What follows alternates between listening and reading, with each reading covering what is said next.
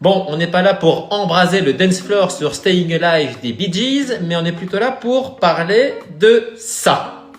Ce qu'on appelle la réanimation cardio-pulmonaire, enfin plutôt cardio que pulmonaire en l'occurrence, et surtout du massage cardiaque externe.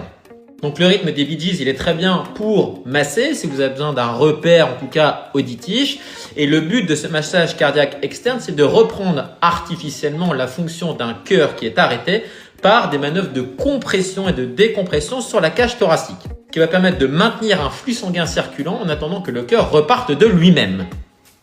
Donc ce geste simple devrait à mon sens être enseigné dès le lycée parce qu'il peut véritablement sauver des vies.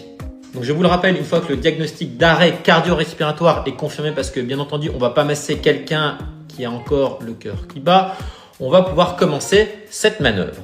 Donc toujours allonger la victime sur un plan dur, se positionner à côté d'elle et éventuellement essayer d'ouvrir un bras pour pouvoir bien se positionner et se mettre au-dessus, les bras tendus avec les coudes et les poignets verrouillés. Et donc vous positionnez vos mains comme sur le schéma, l'une au-dessus de l'autre, au niveau du cœur, donc au niveau du sternum, légèrement décalé sur la gauche. Et donc ensuite, vous voyez comment sont réparties les forces exercées sur la victime. Donc vos coudes et vos poignets sont toujours verrouillés et c'est le poids de votre corps qui va réaliser le massage et c'est pas vos coudes qui doivent se plier. Alors autant vous dire que c'est extrêmement fatigant et éprouvant physiquement, donc faut pas hésiter à demander de l'aide pour faire un relais jusqu'à ce que les secours arrivent ou qu'un défibrillateur externe soit à disposition. Parce que je vous le dis en connaissance de cause, au vu du stress de la situation et de l'exercice physique réalisé, c'est très fatigant et on sue beaucoup.